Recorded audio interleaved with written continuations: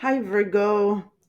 I hope you had a very Merry Christmas, Happy Holidays, and I'm wishing you the best for the new year. And Virgo, how I'm going to start this video for you will be a little unconventional, and please bear with me, but I'm going to, it's a song. And unfortunately, I'm going to have to sing it for you because I don't want to get a copyright strike by putting up the real song, but Mimi. So bear with me. I'm not the best. I can't sing, but I'm gonna do it just for you. So it goes something like, "Winter is here again, oh Lord. Haven't been home for 14 years or more. Ooh, I can't take this very much longer. No, I hope Virgos holds on a little longer, like maybe June, July, August of this year. Sent a letter on one of those long summer days, but it will be made of silver, not of watery clay, I promise, because the wheels in the sky keep on turning. I don't know where I'll be tomorrow." There you go. That's especially for you. Oh my god, you guys probably think I'm the weirdest that I've absolutely lost it, but knowing where you are, um I wanted to break the ice and snap you out of it. Well, because there is really good stuff coming around, and you're probably thinking all these astrologers are crying wolf, and you're not really believing it. So I wanted to just wake you up a little bit. So up on your screen, I have the 2025 year ahead planetary alignments and degrees, and as you can see, I'm doing the retrograde dates, and I have customize each planetary alignment for 2025 for each sign because different I'm only going to be hitting on major aspects, and some aspects will not affect others, so that's why I've customized this. So we have so you can take a screenshot. Here are the Mercury retrogrades for 2025. The three times it'll go retrograde. Venus will retrograde this year, and that's rare. And it is going to affect you, Virgo. As you can see, I've highlighted you. Oh, I didn't capitalize you. Let's capitalize you. Um, so that's going to be affecting you. I don't know why I didn't do. And then we have the nodal axes that will be shifting signs. They've been in Aries and Libra for the past 2 years, so that's going to be significant. And I will go through January in full since this is the January 2025 and year ahead. And then these are the major aspects: February, March. And I did say that, you can stop the video, take a screenshot, and then look at it at your leisure later, or follow along with me. Or compare it to your natal chart to see if any of these degrees hit. So that's September, we have October and November, and we have December. So those are all the degrees. And I'm not having a generic intro. I'm going straight into the scope. So I'm going to change. Okay, Virgo. So first, I'm going to let you know that if you hear snoring, it's my pug. I'm sorry about that. So I've themed the year in this order: the very recent past slash present, then we will be thrust in the future, and then we will be taken back to the past. And I will cover Mars versus Pluto, and Neptune and Saturn, which is very important for you, Jupiter, and of course Uranus. Well, because Neptune and Saturn, because it's a 14-year shift for Neptune, so that's huge. And then Saturn, it's been 2.5 years, and then Jupiter will change signs after a year.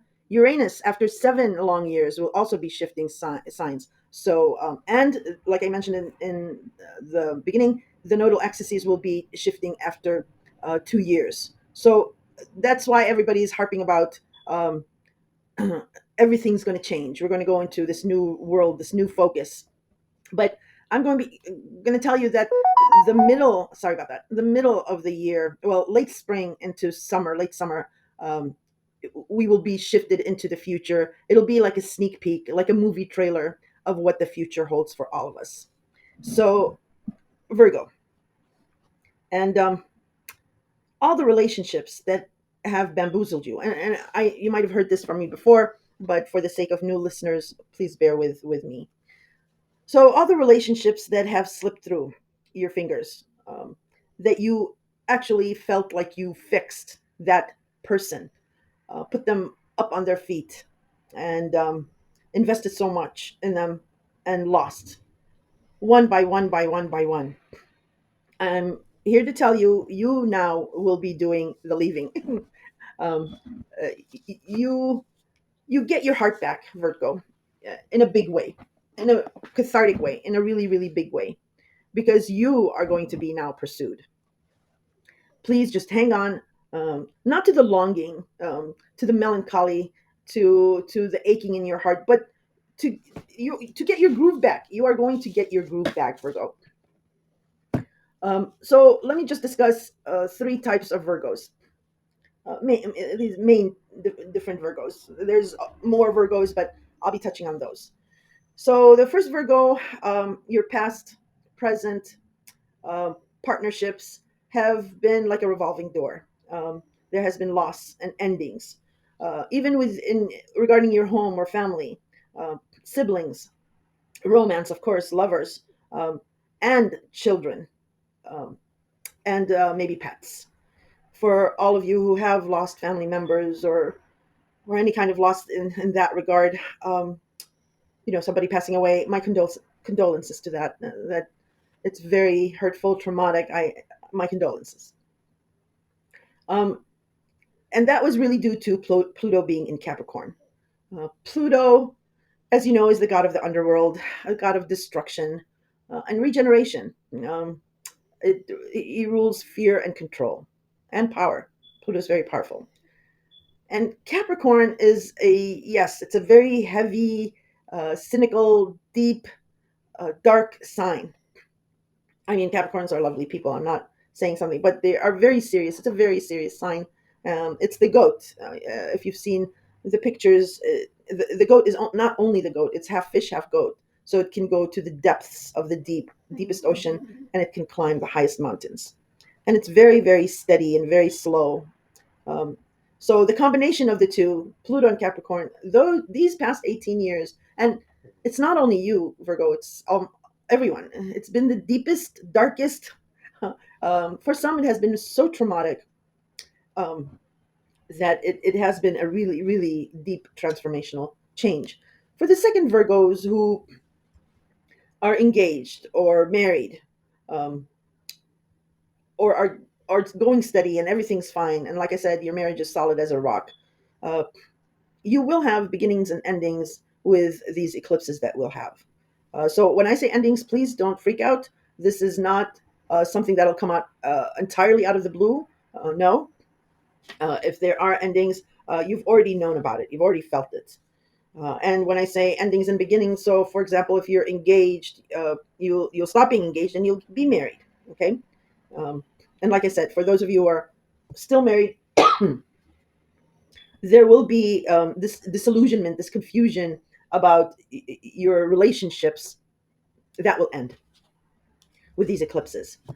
um, then we have the third Virgos who are maybe younger, maybe you're a student, and you may have ended a romance or a tryst or separated mainly because maybe it was due to distance or or it was a foreigner, something foreign about it, or you may have um, moved out of your parents' place, or maybe you're going to school, and that's been an ending. And there's other Virgos who are absolutely there's nothing wrong at all, and everything's fine. It's just maybe your business partnerships or a platonic partnership has been it kept slipping out of your hands. Now Neptune, of course, Neptune is the god of the ocean. He rules. all that stuff. And we don't know. And Neptune is very mysterious in as far as we actually know more about the universe than we do about our inner oceans. We haven't even been able to go to the deepest depths of the ocean. And Neptune rules, like I said, ocean, oil, fragrances, drugs and alcohol, the movie and music industry, and and anything regarding confining spaces. Definitely faith. It rules the past, dreams, escape, and it romanticizes things. It idealizes things.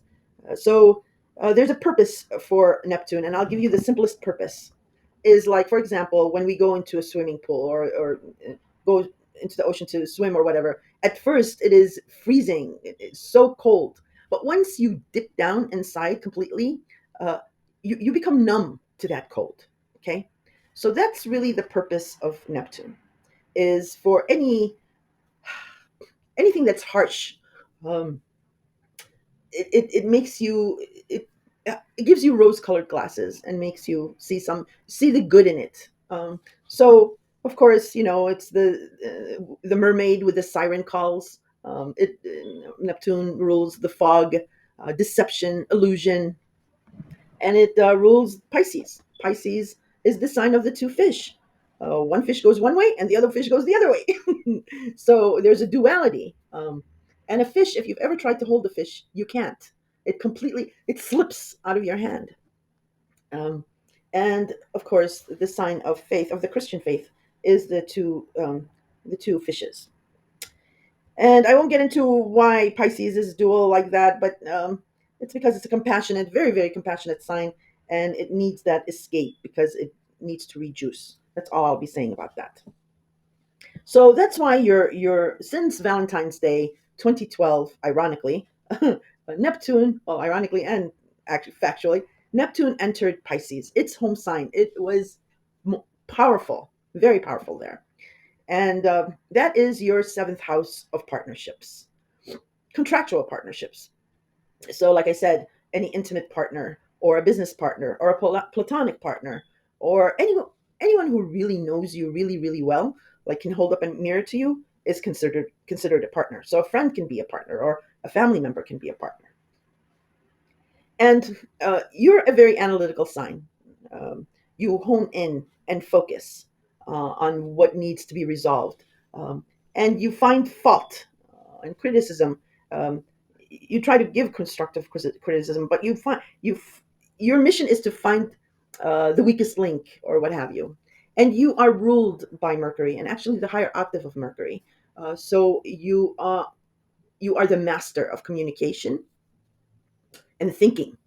Um, so your words can be, um, when you're critical or when you analyze or try to find what is wrong, your words can be as sharp as knives.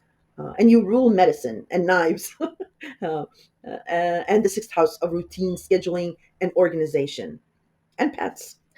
So with partnerships, I mean, everyone, there's no guarantee in a partnership.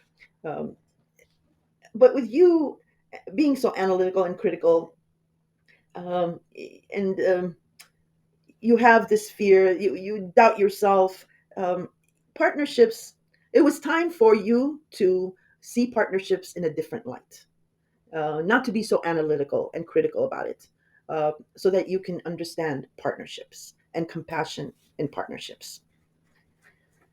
And that of course manifested in partners that you idealized, you put up on this pedestal, and they did not live up to your ideals, and left.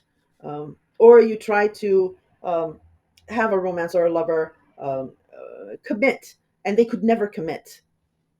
Some Sometimes almost giving you the runaround. Um, and when you loved with your entire being. Oops, sorry, I dropped my phone. So when you loved you, and that was due to Neptune. Uh, you you put on your rose-colored glasses and threw caution to the wind and loved with your entire being. And when these partners, um, and for their own reasons. Astrology, I mean, there was something playing around with their fate as well, where they couldn't commit or they wouldn't stay, and that has really, really hurt a majority of Virgos. Now we'll be talking about that ending and what you're going to get out of that. But what I want to first discuss is um, um, Pluto and Capricorn. I know it's been the last 18 years and you've gone through a lot, but again, for the sake of new listeners, bear with us. So, Capricorn is your fifth house of love, romance, children, creativity, pets, and even gambling is in the fifth house. And some Virgos, younger ones or older ones too, um, lost lost a relationship that was like a romance, a love relationship, not necessarily a contractual partnership like a marriage. Engagements could have been broken and what have you. The other Virgos, a good chunk of you, um, had to do with and in regards of a child. It could have been an adult child or a younger child. You lost Some of you lost a child, and that is absolutely horrific and tragic. And I just can't even imagine what to say to you. But that has been very hurtful. Yes, of course. Other Virgos who have children or adult children might have left the nest, and that was your loss with that. And since you were experiencing all these losses in your partnership house, um, especially the single mom Virgos, when your adult child or child left, it's been feeling like all these relationships are leaving your life, and there was a struggle there. So Mars first entered Cancer at the end of September, and it was an applying opposition to Pluto. We started feeling the pressure of the opposition in September, October, and then November. Boom, that opposition came to a head. It was exact on November 3rd. So some of you might have felt it before that, or some of you might have felt it after that. But it was an explosive opposition, uh, a very challenging one, especially in combination with the full moon in Aries, a very volatile one, opposing Libra relationships again. And then we had an eclipse in Pisces, a full moon in Pisces. So when that opposition happened, it could have manifested, like I said, is that time when a romance ended, or a child left, uh, or you might be the child that left, or if it was a romance, for some reason it drifted away from you. It could be a foreigner, um, and it didn't work out where you could be together for whatever variety of reasons. Now, Mars was in Cancer when this opposition took place.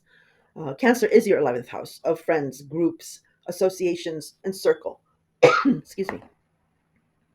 And it might have had to do something with a friend and family, the tug of war, the issue, the problem. You might have seen it that it was something regarding friend or family that had to do with this ending, as with your lover or your child. And then we went into December, where because this was a very important relationship for you, uh, we went into December trying to find a solution or compromise regarding this ending. So the first week in December, we saw a new moon in Sagittarius, which is your fourth house of home and family, and maybe your family tried to get involved and help. Um, and then the solstice, the winter solstice, and Christmas was another discussion and an attempt at a compromise. And then finally, the end of December, with the new moon in Capricorn. That was the third um, compromise or solution or way forward. There was either an opportunity or a talk, or you seeded the hope of a new way forward with this with the ending that you had between your home and family and this romance child or even pets somehow were involved.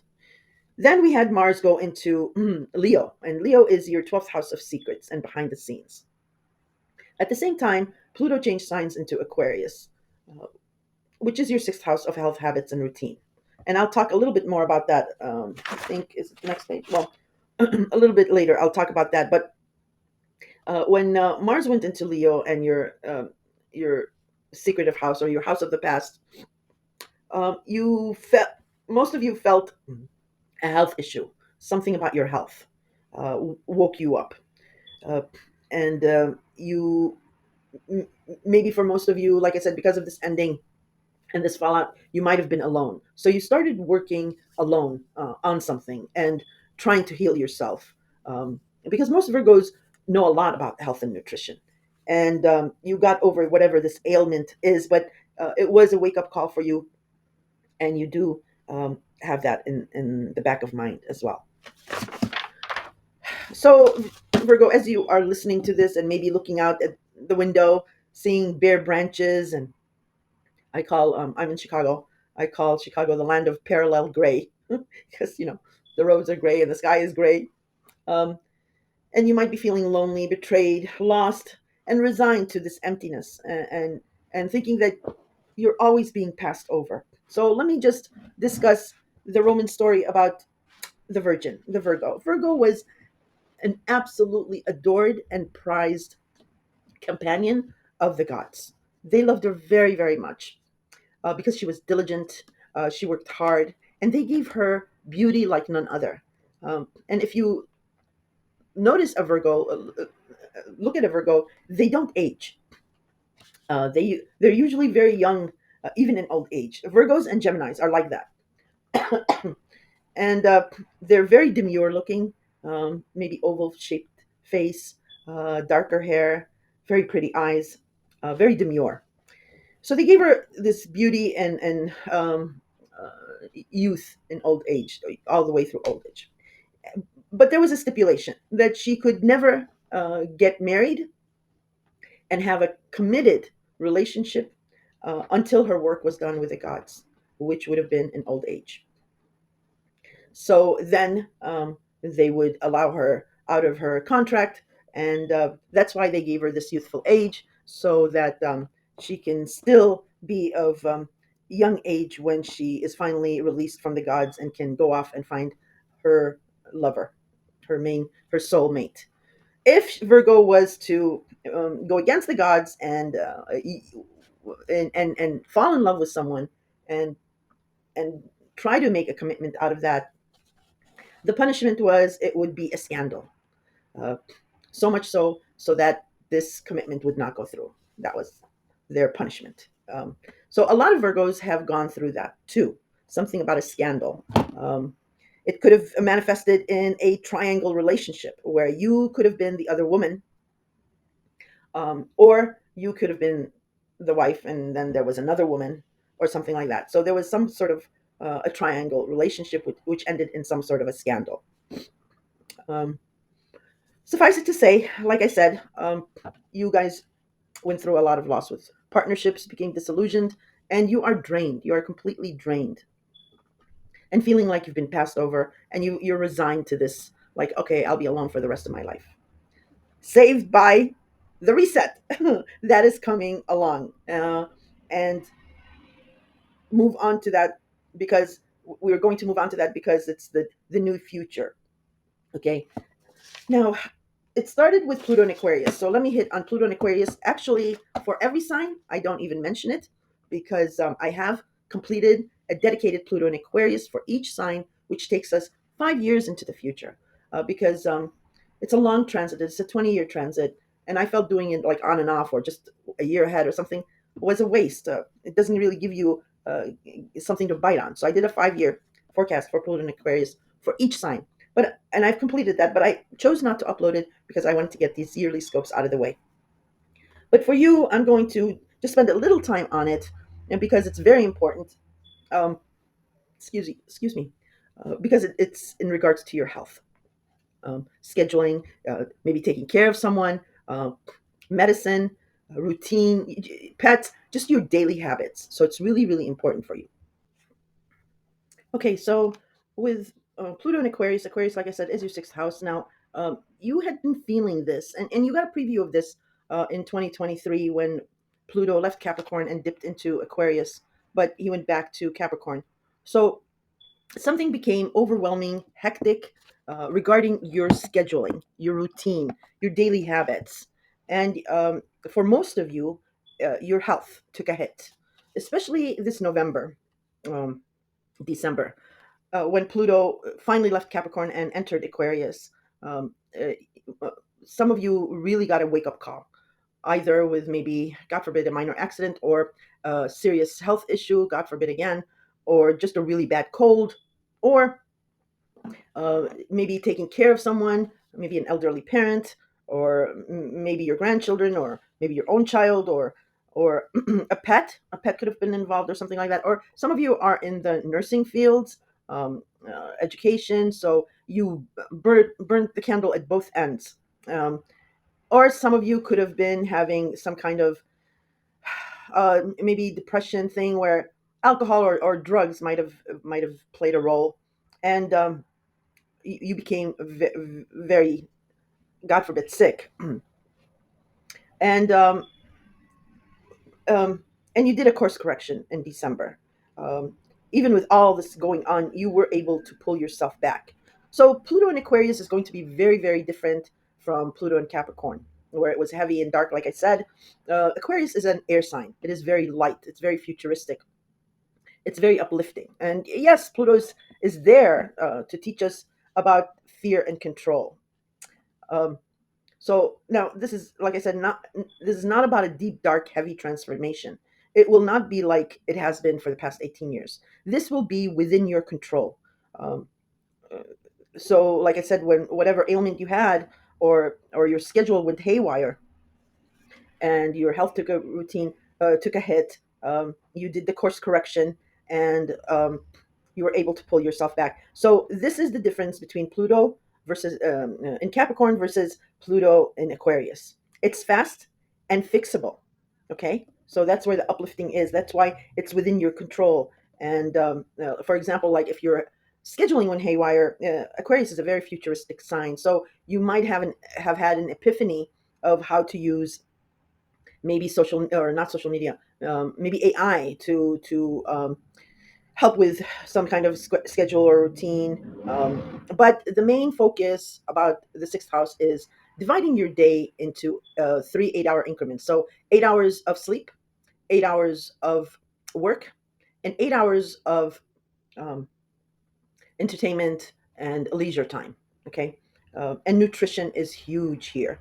Uh, Especially for you older Virgos, maybe you could have done staying up until 12, 1, 2 a.m., and then gotten out of bed and off to work at 6, 7 a.m.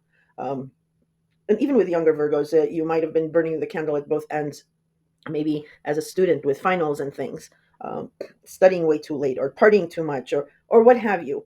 So that's all I'm going to say about Pluto and Aquarius. Like I said, I have done a dedicated video, and we are still at 0 or 1 degree of Aquarius. Even it's a very slow moving thing. But I just wanted to put your heart at ease, brain at ease. Is it's not going to be as deep and dark, and it will be within your control. Also, I'm speeding up these videos to save time because I'm working with a generic video editor, because this is, a second job for me.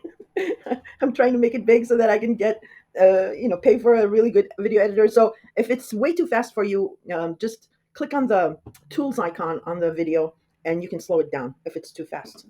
All right, the next major thing that I'm going to be talking about is the eclipses. Eclipses work with um, transformation that you've had or are going through, because they do sequences of major beginnings and major endings. So, for example, so you can figure this out. The last 18 months or so, almost 2 years, we've had the North Node in Aries and the South Node in Libra. Aries is your eighth house of joint finances, inheritance, the mortgage, taxes, government benefits, anything, any lump sums of money that you gain from others. It's not the house where you make your own money, it's money that comes to you from others.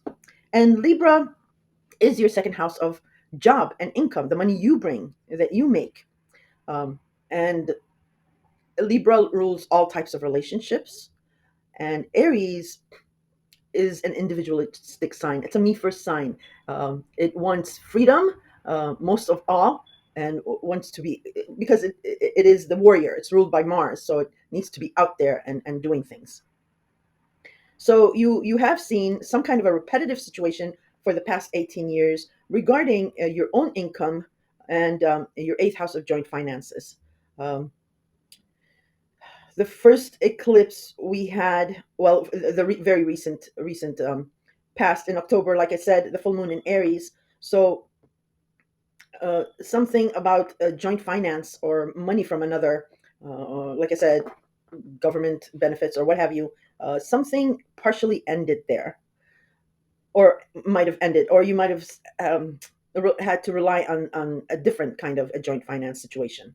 And then we had a full moon in a or the full moon opposed Libra, which was your second house of income. So what's been going on with these eclipses is it's been hitting your money houses.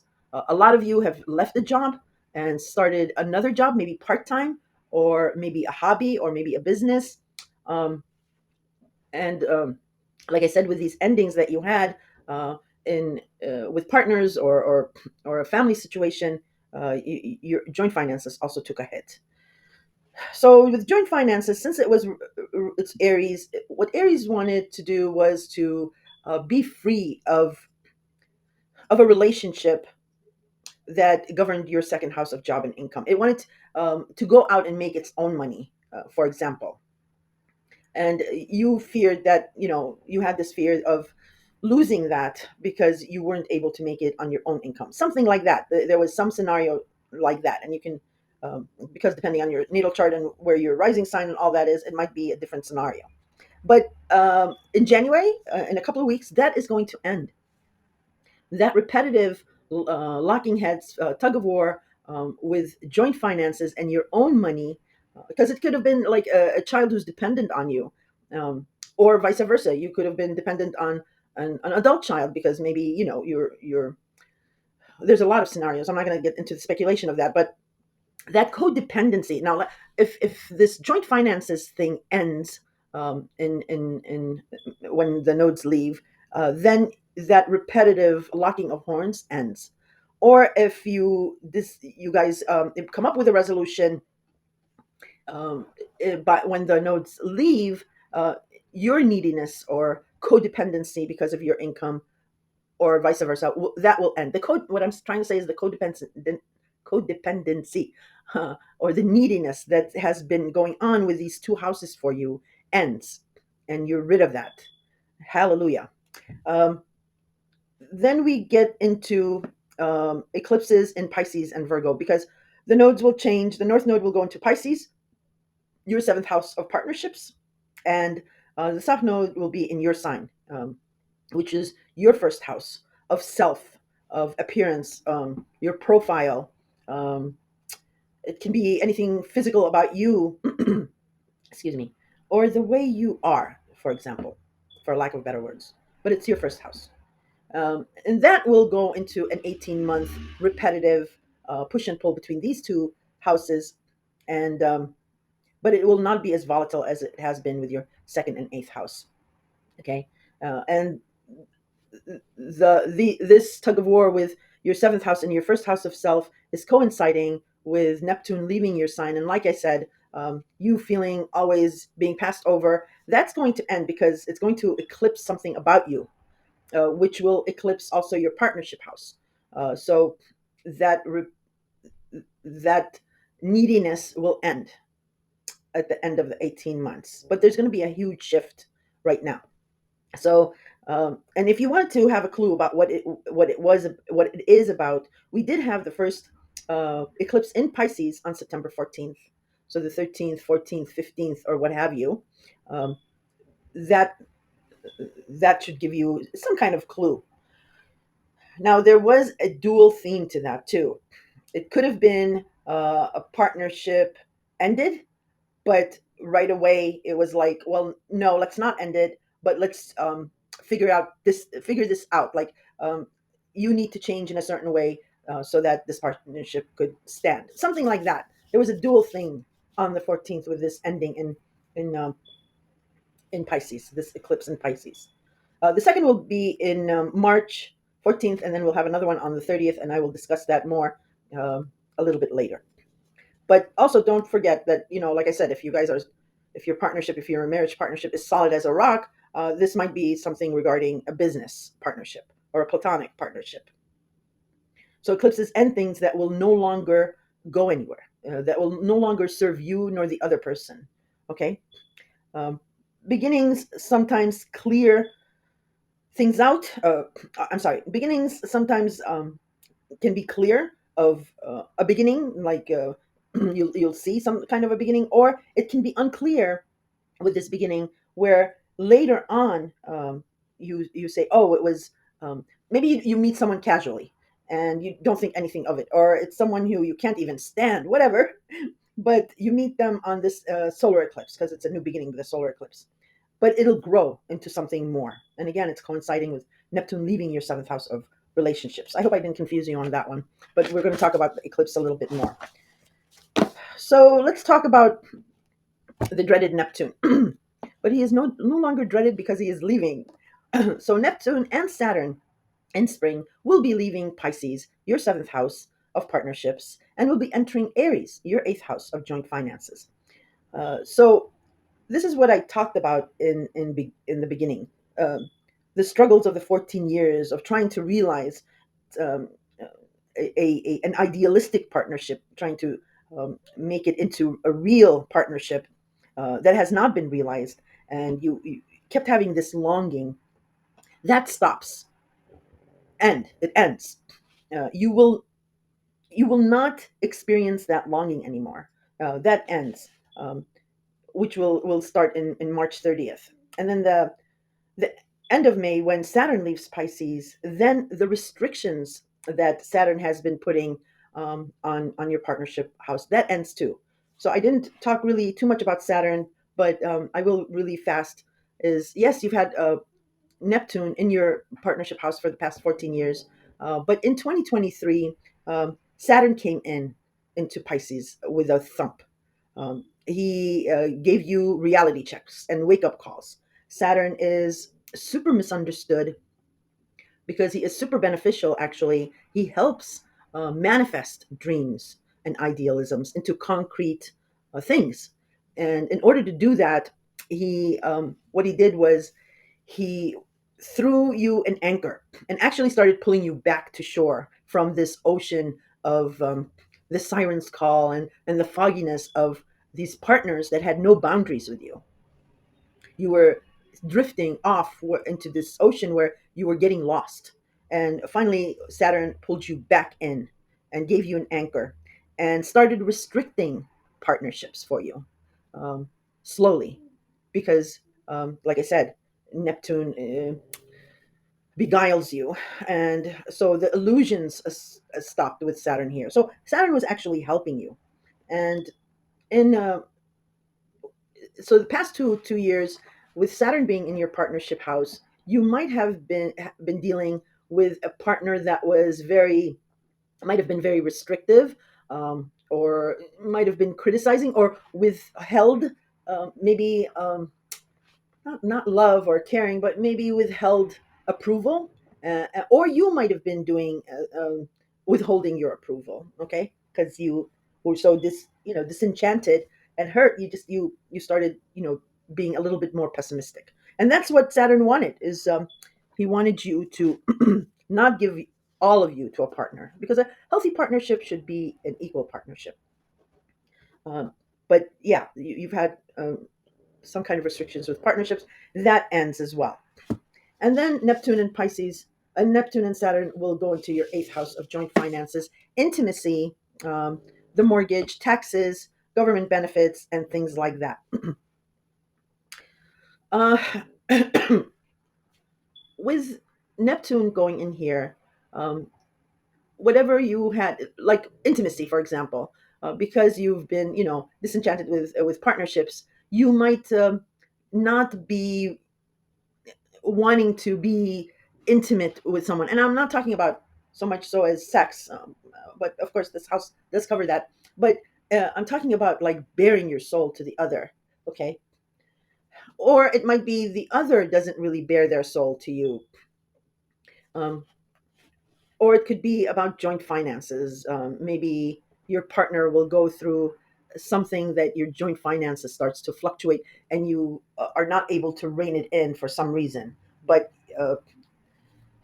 or it can be, like I said, taxes. You might start having problems with taxes or something like that, so be careful. Or it could be government benefits. Some of you might be applying for government benefits, and you'll have some restrictions there. But first, it'll seem like the right answer, so it'll be idealistic regarding government benefits. Um, or somebody who is, like I said, eighth house also covers the money you gain from others. So if you're not pulling in enough income, you're relying on this partner's finances, um, or other people pitching in with that. Um, there might be a problem where they're not able to carry your weight. But just hold on to that thought, because you're getting a huge surprise with your career. So that's going to be looking up. Um, but that's what Neptune does, of course. But Neptune is not going to be dilly dallying on its own for the next 13, 14 years. Neptune, like I said, enters Aries, but Saturn enters at the same time. Okay. So right away, when you start this journey, it's not going to be like 14 years ago where you fell madly, deeply in love with someone and they turned out to be fishy, not to play on words. But with this, Saturn is going to be right there and give you the tools, and help you from the beginning set up boundaries, and give you an anchor, so that when Saturn leaves and you're left alone to your own devices with Neptune, you have those tools, you have that anchor, you have those boundaries to fall back on when you see that it's a slippery situation. So he'll be structuring that house for you, and you go in strong with this. So that is lovely. Now, let's move on to Venus, because Venus rarely does a retrograde, and it is doing a retrograde, and it is affecting two very important houses for you, your seventh house of partnerships and your eighth house of joint finances. Okay, so regarding Venus, I'm going to touch on just one or two things on Venus, because when I go through your yearly horoscope, we are going to be talking a little bit more about it. But I'm just going to give you like probably the main theme. So, um, because of what you've gone through with Neptune, of course, and Saturn getting you back on track, and with this ending with Pluto and Capricorn about romance or a child or whatever, you are going into this new year. Um, with like I said, this longing that you had, this dreamy vision, whatever, you now realize that it doesn't serve you. So you are getting to see it clearly, even though Neptune is not left Pisces yet. He will very shortly, but you are getting clarity now. So on January 2nd, so today, yesterday, Venus entered Pisces, and that is your seventh house of partners. For some of you, there this vacuum that has been left um, open with a relationship ending, um, either in your seventh house of partnerships or your fifth house of romance. You have had some other partner come in, and it might be somebody, maybe a family member, or a friend or something, where um, maybe you're taking care of an elderly parent. An elderly parent is moving in with you, or you've moved back with your parents, or something like that. But uh, right away, you felt Venus entering Pisces. Something about a partner is becoming, because what Venus does, Venus brings in love, romance, money, fortune, and fame, and beautifies things. So you might have gotten a solution regarding a partnership or a partner, but it could be a platonic. But he or she is helping you out, starting here on January 2nd. Okay, then on February 4th, Venus will enter Aries, which is again your joint finances sector. And I forgot to mention that the eighth house also covers inheritance. So if you think back to July, August, September 2023, there there was something about money that or an inheritance um, that came up, and that may be one of the stickling issues for some of the you Virgos. Now, you did gain, but then there was some kind of ending or something like that. But on February 4th, Venus will leave Pisces and will enter Aries, your eighth house of joint finances, inheritance, government benefits, and taxes and all that. So you might be getting a really nice tax return, or the an inheritance. You might be privy to a very nice inheritance that's coming in, um, or your partner de facto, let's call them that, um, will either have a very maybe a promotion and a lucrative career or a lucrative deal, and you start benefiting from that starting February 4th. Now, the only thing is on March 1st, Venus will retrograde back in Aries, so there will be some a problem with this inheritance or with a partner, a de facto partner's income that might stall or be reversed. And again, there might be an issue with an inheritance where it might get stalled because of some red tape, or maybe tax. You were expecting something, and then they call you and say, "Well, we're auditing you," or something like that. And yeah, I know. Just when everything was going okay, something has to come up, right? But it's temporary. It's between March 1st, it retrogrades in Aries, and then on March 27th, it retrogrades back into Pisces. Um, so again, your partnership house. So if Venus attracts money, love, fortune, and fame, when it reverses, Venus can be, and I've been trying to be nice about Venus, but she can be nasty. um, she can be spiteful. So when it reverses, what was promised or what was given might be taken back, or and when it's reversing in Pisces, you might start bickering with a partner or something, and that becomes an issue. Only But have heart, because only because there's some stickling problem. Whenever planets go retrograde, they go back and forth over a certain degree. It's because there's something there that needs resolution, fixing, so that when it goes forward, you get the full benefit. Let's say in this case of Venus. So just be careful. Um, if on January 2nd this week you're entering into a new partnership, just don't pin all your hopes on that, or make it like, let's do a trial period or something like that. Um, but then on April 12th, after this degree that there's this tickling issue there is ironed out and resolved, on April 12th, then Venus goes direct in Pisces and your seventh house and full force, which is amazing, because then this partnership house is starting to beautify again. Then on April 30th, Venus will start going direct in Aries. And then your joint finances, maybe an inheritance that is being stalled here, or taxes, or government benefits, or what have you, will start going full force, and you'll start gaining again because it's Venus. Excuse me. Now, the only other thing I wanted to mention about Venus is um, when it goes retrograde, it brings someone from the past. And it is going retrograde in both Aries and Pisces. So it could be someone who was a partner, and it could have been an intimate partner. Uh, they come back from the past. Um, Poof, surprise! um, and it happens when you least expect it. So keeping on this theme of you being disillusioned by partners and thinking that you'll never find love, and the one that got away, and all that. Boom, Venus brings them back, and it's again coinciding with Neptune leaving your partnership house and Saturn leaving your partnership house, those restrictions. uh, and it's something like the Bible story. Yeah, I don't know if you've heard, Sarah couldn't get pregnant, and she was like, I think almost 60 or 50 or something like that. And then the angels come, and they tell her husband Abraham that God has looked kindly upon you, and Sarah will be pregnant. And she starts laughing, and the angels sort of get angry and say, why is Sarah laughing? And she comes out and she says, no, I'm sorry, it's just like, I was resigned to, I'm 60 years old. What baby?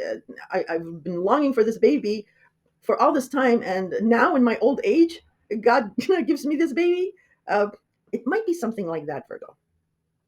When you, maybe something like that, um, where a partner comes back, or it could be something that you least expected. So, for example, many people who long for something, it doesn't necessarily have to be partnerships or love, long for something. They long for it so much, but they go through so much trials and tribulations. They just say, "Well, forget it, whatever. If it's at this cost, never mind." And they go on, and then boom, they get it. So, it might be something that when you least expect it, you do get it. um, or it could be a new person that you meet, and like I mentioned before, that you don't think anything of at all, or you might even dislike them. Something changes where that person becomes the one. Okay, and all this is when you are in the control seat. This happens. So Saturn was waiting for you to get in the control seat, and Neptune has shown you compassion and is ready to leave, and so now you're in the control seat. That's why I said you get your groove back. You get to be the one who picks and chooses. You're the one who sets the rules, and you are back, Virgo.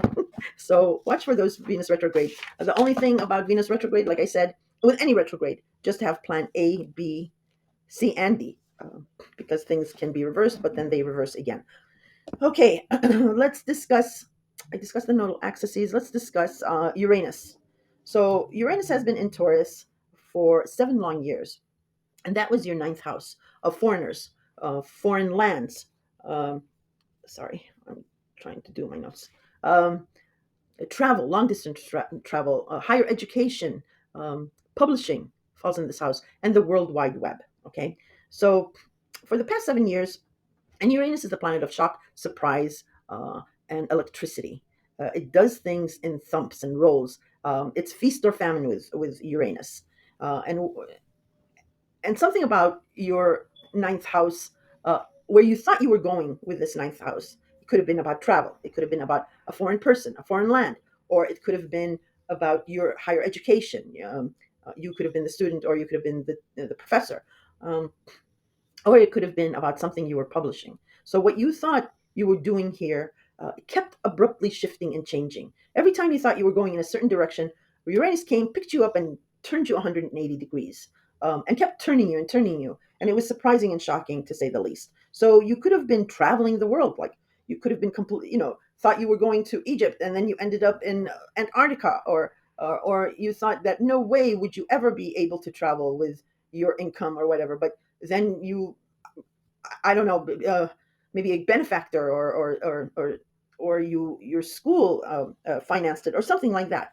So, excuse me, or you had a certain thought about foreigners or foreign lands, and then that has abruptly shifted and changed. You're thinking about that. Uranus is also like a futuristic planet as well, because it rules Aquarius, the genius of the zodiac, as they say. So it's like epiphanies and revelations. Now, after it's been there for 7 years, it is moving out of Taurus. We do have a couple more surprises. Uranus has a couple more surprises up his sleeve regarding your ninth house before it finishes out. But then it goes into Gemini, which is amazing. It's really nice. Gemini is, like I said, you're uh, the one sign that you have affinity with, because they're ruled by Gemini, by Mercury rather, your own ruler. Um, and it is your 10th house of career, status, reputation, and authority figures. And it includes some other stuff, but those are the main themes of the 10th house. And since Gemini is the twins, something about your career has had a duality of sorts. And you're going to get shocks and surprises, and abrupt shifts regarding your 10th house of career and status. But it won't be like Taurus. Taurus is an earth sign, and it takes a really long time to make up to make a decision. Gemini is an air sign. Again, a very uplifting energy. Gemini is talkative. Gemini rules the third house of communication, um, siblings, cousins, extended family, vision, the eyesight, language, so your need to be heard, and social media and all kinds of news and what have you. And Gemini uh, is ruled by Mercury, your same ruler, and Mercury was the messenger of the gods. So Mercury got carte blanche to permeate parallel universes, with the underworld and Mount Olympus and what have you. And he was protected by all the gods because all the gods needed him. So your 10th house of career and status is going to get a really nice, surprising boost that has to do with communication, social media, um, language. It may come through siblings and cousins, um, or your communication devices might get surprising upgrades. Um, and like I said, it's a dual theme. Um, you can't really read Uranus because, like I said, it's the planet of shock and surprise. It does its own thing. But if you wanted a clue, just think about the last year when Jupiter first entered Gemini, and it's not done. Jupiter is not done with Gemini until June. So something regarding your 10th, your career, your status, your reputation, and authority figures. Um, Something started expanding here for you. You started to work on something that was in this area, in this theme, and it started becoming bigger and bigger. And you're probably still midway through it. Now Jupiter retrogrades, so it stops expanding this for a while. Then it goes full force, and towards the ending, when Jupiter finishes, boom, Uranus comes in. So whatever you got a flavor of in Gemini, well, Uranus is serious because it's a 7 year transit, and it's going to be doubly good here. So look to that. That's really exciting. Again, we're ending with water and earth signs, and we're going into this air and fire energy, which is, again, I know I'm repetitive, very, very uplifting. So you can see how this year is shifting into the future. You can see how things are looking up. That's why I sang that song for you. Yeah. And then I'm discussing Jupiter because Jupiter, excuse me, will end its tour in Gemini and then will enter Cancer. And that is a very, very nice house for you because it is your 11th house of home, family. Oh, I'm sorry. I apologize. It's your 11th house of a friend, friends, groups, circles, associations. And it also covers your hopes, wishes, and dreams of the future. Okay. But it's Cancer. So it might have something to do with family as well, or these friends that you're going to because Jupiter expands, these new friends that'll be keeping you busy and um, getting you all gung ho about, they might end up being almost like family. And old friends, because with Mars being retrograde in Cancer earlier this, it'll start retrograding back into Cancer in February, I think, because Mars is right now in Leo. But I'll discuss that. You might have had a fallout with a friend or a group, or maybe, like I said, because you've been going through so much with relationships and romance, they might have, excuse me, kept inviting you and wanting to get together, but you just wanted to be alone, so you sort of kept putting them off and kept moving away from them. So when Jupiter enters Cancer, these friends that you may have had a fallout with, or that you kept at bay, you distanced yourself, they all come back, and it's a party. Oh, this is exciting! I'm getting so excited for you for this summer. Um, the thing is, what did I want to discuss? Is I wanted to discuss Jupiter will be in Cancer, and it'll square Saturn and Neptune in Aries, and that is your eighth house of intimacy, joint finances, inheritance, and government benefits or taxes. So there might be squares are tense, but squares are not as bad as oppositions. There's some good oppositions and bad oppositions, but squares are that you have room to maneuver. So this might manifest in a friend or a group. Maybe it's a circle of family because it's Cancer, helps you in some way. And since it's your eighth house, it might help you with carrying your weight here regarding joint finances until you make it, something like that. Or it might be about joint finances, intimacy. Square may be, like I mentioned, if a lover returns. All right, I'm going to say, I'm just going to say this.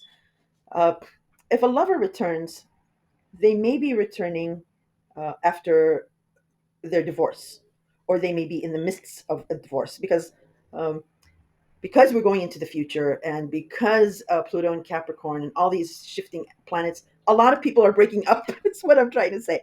Um, and because you had Venus retrograde in your seventh house, somebody, like I said, might come back. And if you get through that retrograde and you stay together, it might be the person that is the one for you. Uh, but maybe you lost him or her in the past because there was somebody else, but they come back. What this square is about is for regarding this intimacy and a return lover. You may be seen as the homebreaker. Let me just put it that way. But you won't be, because like I said, that relationship with that person is done. um, but there might be a talk, and it's ultimately your decision. um, so this is the you gain at the loss of another. Is there we go, that's what I'm trying to say, because it's your eighth house. So that may be one scenario. The other scenario might be an inheritance. You get everything, like maybe you get this huge inheritance because of a loss. And please, I am a God-fearing person, I'm Christian. I'm not predicting any deaths or anything like that. But this square, this Jupiter, Saturn, Neptune, this is something about gaining at the cost of something else. So if it's an inheritance, maybe this loss has already happened, and these inheritance issues you guys are still talking about. And maybe the tensity in this, the square is you're the one who's the administrator, and your siblings are like fighting it out. Um, or you get to choose what the distribution amount is, something like that.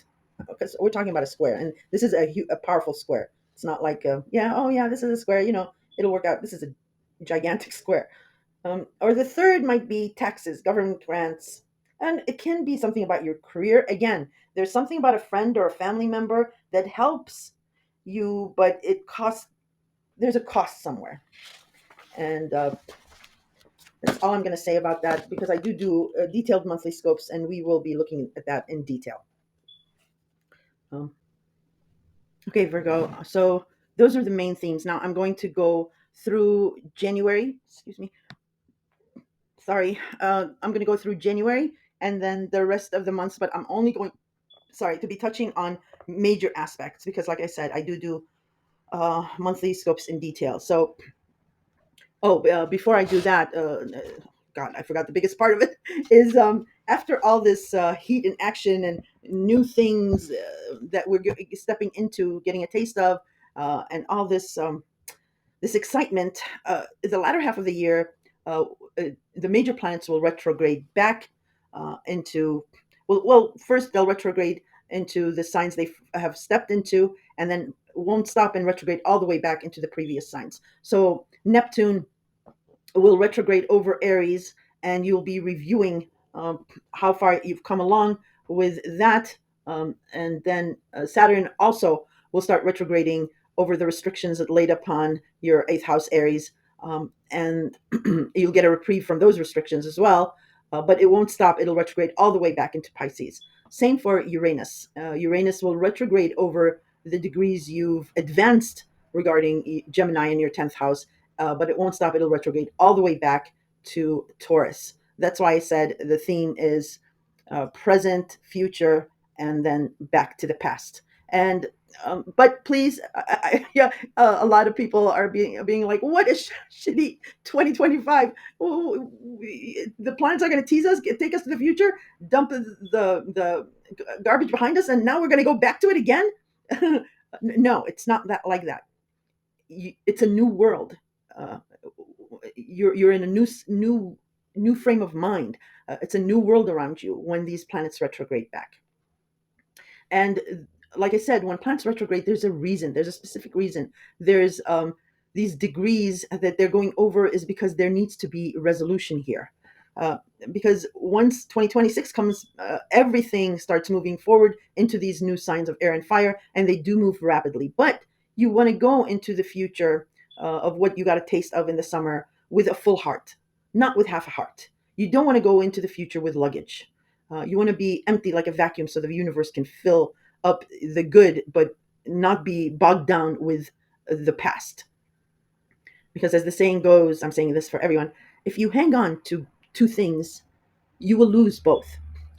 And you don't want to do that. So with this retrograde, what it's doing is it's giving second chances, or trying to find either a resolution to the stickling facts about what's going on that we left, or it could be reconcilement or closure, like real closure, both you and the other person, both you and the other group, both you and whatever it is about the area of your life. There needs to be closure, and it's serious because it's shifting all these energies. So we will be reviewing the last critical, what we call, astrology called the critical 29th degree of Pisces and Taurus. And and that's what it, and when I go through your planetary alignment, which I'm going to do right now, I will explain a little bit more. So all right, so now we're going to do the monthly alignments. I'm only going to touch on the main ones, like I said. So on March or January 2nd, which has passed maybe and will be passed for other signs, or you may be listening to this a week later, but the energy is powerful. That's why I'm talking about it. On the 2nd, Mars is retrograde in Leo, which is your 12th house of the past, of secrets or behind the scenes, um, and your psyche and your faith. So it opposes Pluto in Aquarius. This is really simple, Virgo. This will not have affected you as strongly if you took the lessons of that ailment or that snag that you hit, and it affected your health or your scheduling. Um, Mars does not. It hates going back. It drudges it, and it only knows going forward. It is the god of war and action and heat, and it just wants to go forward. But there's something that happened with the Mars Pluto opposition back in November that needs resolution here. So Mars is retrograding over those degrees in Leo, and it will bump up against Pluto. And Mars is the god of war. He is fearless. uh, he rules Aries, a fire sign, and Pluto is the god of the underworld and of destruction and all that. So uh, Pluto here says, "All right, you want a piece of me? Come at me. I got you." Because he has confidence. He actually wants what Mars is aiming to do with something destructive, because he wants you to face your fear here and get a control of it and get power over it. For you, thankfully, it is your sixth house because Pluto is now in Aquarius. So it is about, like I told you, it's within your control. It's about your health, your habits, your routines. It's about eating and sleeping right. Virgo, you really need to get this down pat because it still is Pluto. Um, and you'll notice that even if it's not a physical ailment, if you get too deep down into depression because it's your 12th house of the past and secrets and being alone, and like I said, any drugs or alcohol here, if you get too deep down in there, you you will affect your, if your mental health is affected, your physical, you will notice your physical body will suffer. A lot of people get stomach aches and it becomes severe, or headaches, migraines, and what have you. But it doesn't need to be that way. You just need, like I said, good sleep, nutrition, and some sort of exercise. Some sort of, you can, even if you don't like going out and walking or whatever, just do on your chairs. Look up some videos and see what kind of exercise you can do just by sitting on your chair. Anyway, that's all I'm going to say about that. On the 2nd of January, I've already discussed. Oh, January, I'm going to do in full because it is January 2025 and year ahead. And there's not much in January anyway. But on the 2nd, I already discussed Venus entering Pisces. So something about a partner. Um, if you've lost a partner or you're alone or something, the universe works by filling up, like, vacuum is, it's like a vacuum. It fills up right away. So uh, love, fortune, fame is what Venus is good at, and it's entering your seventh house of partners. So you might have had like some kind of a replacement partner. It could be a platonic thing because the universe doesn't want you alone. And it might be temporary or like a de facto partnership, maybe a parent, maybe a child, maybe a friend, something. On the 6th, Mars will be retrograding from Leo back into Cancer. So, any fallout that you had with a friend or a group or maybe a family circle, you guys are going to be talking about that, resolving those issues. But the concentration of Mars, the energy, will be doing that. The only thing about Mars I forgot to tell you is when it's retrograde, you don't want to push, because if you push, you get pushed that much harder back. Okay, when Mars is retrograde, still keep going forward, but do it with self-discipline and restraint. Okay. um, I mentioned the 11th, the lunar nodes enter Pisces and Virgo, and uh, your second house of income and your eighth house of joint finances, that repetitive struggle ends. Some kind of repetitive struggle ends there. Excuse me. On the 13th, we have a full moon in Cancer. This is an ending or a culmination, a fruition of your past efforts. And since we have Mars retrograding in Cancer, this might be because you're working on friendships and whatever. On the 13th, if it's about a friend or a group or maybe a family situation related to that, because Cancer rules family, or maybe a mother that's like a mother figure, this relationship either ends on the 13th, or because it's going retrograde and you guys are talking about it again, it might be a fruition of these talks that's been going back and forth. On the 16th, the Sun in Capricorn will oppose Mars in Cancer retrograde. So the Sun illuminates. Now, there's bad oppositions and there's good oppositions. And this opposition is a good opposition. The Sun represents a nurturing father. And Cancer, because Sun rules Leo, and Leo is the compassionate father. And Cancer rules the mother, but mostly the family, but mostly a mother, a nurturing mother. So this opposition may be a good opposition because both get, it's in both the father and the mother. It's in both interest to for them to both get something equally good. So your fifth house of love and romance and children or pets is being opposed by something regarding your friendships, um, or your hopes, visions of the future, or like I said, family is involved somehow. Sorry. This is good. This is some kind of resolution where each person gets something. On the 21st of January, the Sun will conjunct Aquarius, and this is where you need to be a little careful about your health and your routine, scheduling, or taking care of someone. If you did move back home, if you're the Virgo who did move back home, or if you got this de facto partnership that's filled up this void, like I said, in the first week, um, here on the 21st, when the Sun conjuncts Aquarius, maybe you're trying to figure out the best solution regarding this housing thing, or because if you're taking in an elderly parent, maybe you're becoming busy, or if there's pets or a pet involved.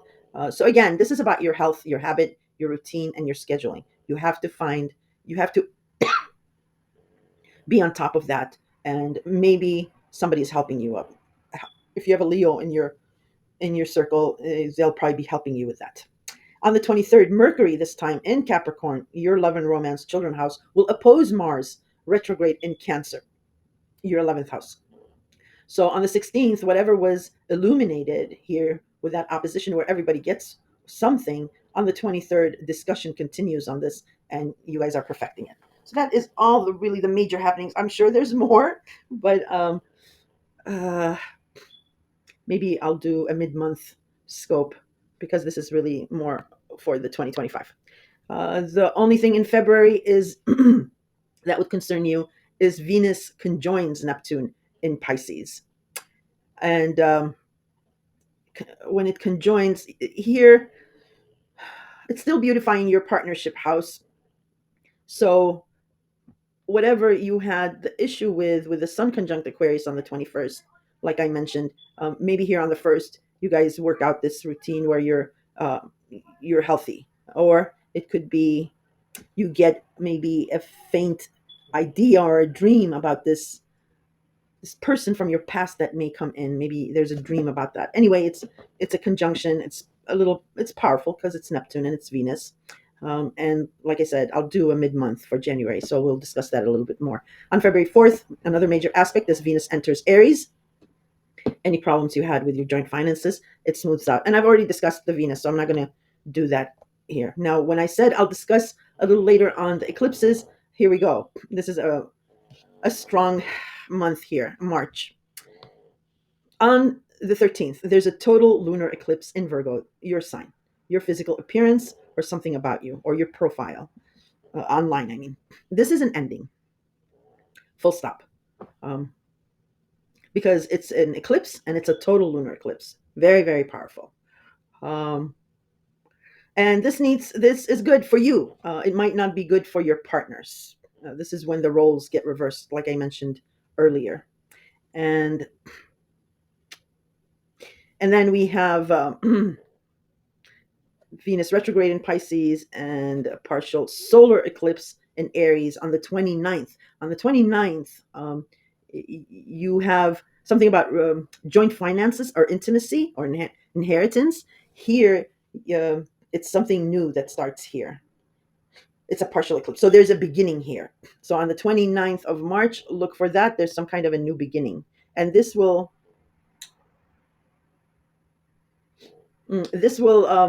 give you a flavor of what Neptune and Saturn will be doing when they enter. Well, on the 30th, Neptune will enter Aries. So yeah, this is the beginning of the Neptune transit. So first off, relationship eclipses. This is either a resolution because we have retrograde, another retrograde at the end of the year. Um, if it is regarding a business platonic partnership, or if it is a personal relationship, it is an ending or the beginning to an end. Once Neptune and Saturn retrogrades back into Pisces at the end of the year, you make it final then. Um, mm, because you something about you is being eclipsed. So, like I said, the roles are reversed. So your partners are knowing there's an ending coming. Um, April, just be aware on the 18th, Mars will enter Leo direct. Did I mention Cancer? Cancer entering, Mars entering Cancer.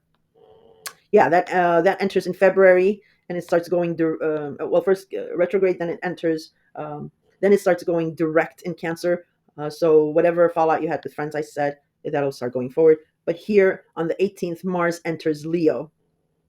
So if you remember, between November and the beginning of December, whatever you were working feverishly on behind the scenes, or if you were alone, something about your faith or what have you, it's your 12th house of secrets and hidden enemies. Well, here you get some revelations, or you start going forward regarding this past thing or secret thing, or if you had any drug or alcohol problems here, that you're this is ending and you're going forward and you're going to have a very 12th healthy 12th house. Even if you are going to be alone for a few days here, it's very much welcomed because you're trying to center yourself. On the 26th of April, Mars in Leo direct this time will oppose Pluto in Aquarius. Okay, Virgo, this is another warning for you. April 26th. Mars is now direct and full force. He is not inhibited. And like I told you, Mars is completely fearless. And whether it's a Bigfoot in front of him or a giant cyclone or a dragon, he is fearless. He doesn't care. He will go through, even if it's a small puppy, he'll just ramble over. Um, and it is in your 12th house of behind the scenes, of secrets, of being alone. Maybe you're working feverishly on something. Well, it will oppose Pluto in Aquarius. And like I told you, Pluto is stronger, um, and would welcome a destruction in your 12th house here, because he wants you to face your fear and control issue, any control you're holding on to the past. So this warning, it is a warning, but like I told you, this is within your control, your hands. Aquarius is an air sign, so it's very uplifting. Just watch your nutrition, your sleep, and do not burn both candles. Burn the candle at both ends, because you will. Pluto will make sure that if you do that, there's consequences to pay. That's all I'm going to tell you. May 24th, Saturn will enter Aries. So after Neptune enters Aries on the 24th, Saturn enters Aries. And I've discussed those at length. June 9th, like I said, Jupiter enters Cancer. Yay! And here's where you will start gaining from a friend, friends, groups, or associations, or a circle of family, because Cancer rules family. Doors will start opening in different areas and different directions of your life from these very connected friends or groups, because it's Jupiter, it's going to be expanding the circle for you. And if you want to know how that is, because Jupiter transits each sign 1 year, so there's 12 signs, so it takes 12 years to for Jupiter to do the whole zodiac. So if you want to know what this will be about or get a flavor of it, think back 12 years ago when Jupiter was in Cancer, and you'll get a flavor of what that was. It will not be the same exact situation or situations, because other planets were doing other things. But as far as Jupiter in Cancer is concerned, you can get a flavor of it by remembering what was happening with friends and groups or maybe family 12 years ago. On the 15th of June, and the 18th of June, this is what I talked about, is Jupiter in Cancer will square Saturn first in Aries and then square Neptune in Aries. So I discussed this in your thematic speculations regarding friend, family, inheritance, lover, returning, but and gaining something really huge here because it's a big square, but at the loss of something else. I've already discussed that. You can rewind if you're not clear. On July 4th, Neptune will start retrograding back in Aries and review how far you've come along. And on the 7th, Uranus will enter Gemini. And an explosion happens here with your 10th house of career. Very well connected, informative people are going to take your career to the next level. Wow. It's You get shocking or surprising boosts here. And like I said, the clue would be to look to what Jupiter has been doing since last summer up to now, and what it will do until June. Um, uh, and it's but with Uranus, it's fast and it's abrupt. On the 30th, excuse me, of July, Venus enters Cancer, and here is where a friend might start turning into a lover. For those of you who are not doing anything with this return lover or might not have a return lover, because your Jupiter entered Cancer and started expanding your friendship circle, there might be a friend here that starts to turn into a lover, or a friend starts to think of you as a romantic thing, or the falling out of a friend will heal. Here it will start healing, or a friend, yeah, or you get some kind of a gift from a friend or a help out or something. Now, August, um, Mars in Libra, which is your second house of income, job, and value system, will oppose Saturn retrograde in Aries, your eighth house of finances. The next day, Mars in Libra, your second house, will oppose Neptune in Aries. So the only thing I'll say here is you want to be careful with spending too much money, because once Mars is in your second house, people tend to spend more or make big ticket purchases. If you want a brand new shiny device, um, you should either let this opposition pass first and then, or just to settle for something less expensive. Just watch your finances, your own income here, okay? Or if it is about getting a new job, um, something about joint finances will oppose it, because maybe then your income will not be contributing as much to a healthy joint finances. Anyway, I do, like I said, monthly horoscopes, so in detail. So we'll be talking about that probably in July. On the 11th of August, Venus will conjoin Jupiter in Cancer. Remember when I said July 30th, a friend may secretly admire you? Yeah, so, well, before I say that, because why I'm saying that, and I'll complete my thought, is because on the 25th, Venus will enter Leo, your 12th house of secrets, behind the scenes and the past. And then on the 27th, Venus in Leo will trine Neptune in Aries. Nice. Oh my God, it doesn't stop. Venus in Leo then on the same day will sextile Uranus in Gemini. Woohoo. So yeah, remember when so the 11th through the 27th, remember when I said on July 30th a friend may secretly admire you and maybe is somehow related to maybe a family introduces you or a sibling, or maybe your career is helping you with your career. They may make themselves known to you here, and it's pretty hot mess. No, hot. Yeah, the tables will turn, Virgo. I didn't sing that song for you for nothing in the beginning. Okay, on September 1st, Saturn will retrograde back into Pisces, from being retrograde into Aries, and then on the 4th, Mars in Libra, your second house of income, will square Jupiter this time in Cancer. Um, So be careful with spending too much money. If it is about money, maybe in a group setting, or lending money that you may not have enough to a friend, maybe, or a group, or you may gain money or job through a friend or a group, okay, because it's a square. So something manifests here. And then on the 7th, we have another total lunar eclipse, Virgo. And this time it's in Pisces, your partnership house. Um, so remember when I said whatever de facto partnership you get in the beginning of the year, and maybe it was temporary, here that ends. They're eclipsed because, and that eclipse we had in your sign.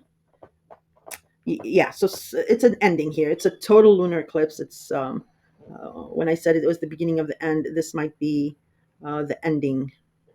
And see, this is how they work. Then on the 21st of September, we have a partial solar eclipse in your sign, Virgo. So something new about you after this partnership ends. Okay. On October 14th, Venus in Libra. So your money sector, your job and income, you're either starting a new job, or you get a promotion, or you're making more money because of overtime, or you have a second job income stream, because it is trining Uranus in Gemini. Your job and income, if and your career here are singing and dancing together. This is absolutely lovely, because then Venus in Libra will trine Pluto in Aquarius. Boom, there we go. Uh, so if you had a side job, part-time job, or a hobby, or a side business, but you still had to work um, until it blossoms, here it just explodes, and your income it becomes very lucrative, and your job may merge with this career, and it becomes one. And Pluto is approving. So your scheduling routine, your health is getting a boost because this is working out so well. I'm really excited for you. See, even with going back to the past, this is really, you're still being blessed here. On the 22nd, Neptune re enters Pisces from Aries. Um, uh, So when we had the total lunar eclipse in Pisces the month before, September 7th, and here the retrograde begins. So this is the start of either, like I said, a resolution, a reconcilement, or closure. This is what we're doing. We're starting to do at the end of October, but more prevalent in November and December. Because November 7th, Uranus goes back into Taurus, which is your ninth house of travel and education. You're going to be reviewing about what you were doing with travel, foreigners, or education, and setting some goals. On the 9th of November, Mercury will retrograde in Sagittarius and Scorpio. And this is the third retrograde. And why I'm mentioning this for you, because Sagittarius is your fourth house of home and family, and Scorpio is your third house. You might be moving here. And a new home, maybe, um, and families involved. Um, but December is the finale. It's the critical 29th degree of Pisces, the ending degree of your seventh house of partners and all kinds of partnerships. And Mars in Sagittarius, which is your home and family, and it's direct, will square both Saturn and Neptune in Pisces between the 8th and the 14th, and this is the finale.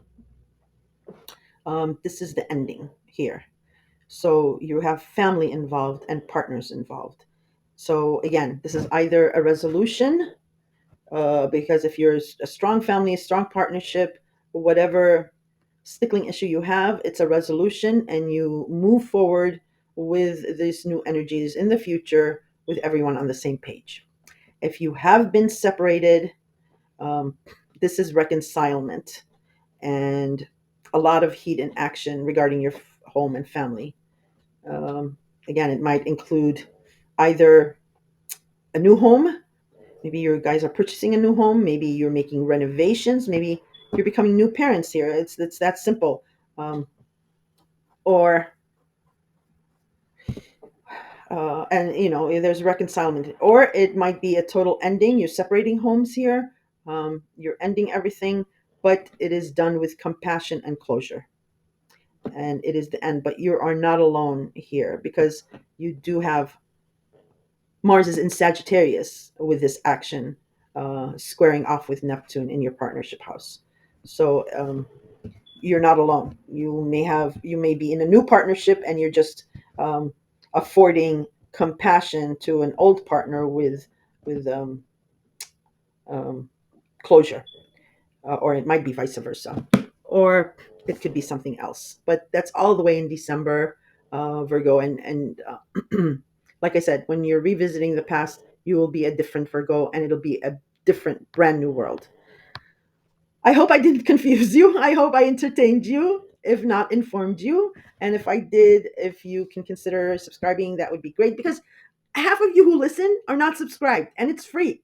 Um, or like I said, if you found this at least entertaining, if you do give it a thumbs up. I really am trying to grow this channel and make it big for myself, and I'm looking to you guys. So if you do smash the like button, it really does help pull my channel up. All right, my dear Virgos, take care of yourselves.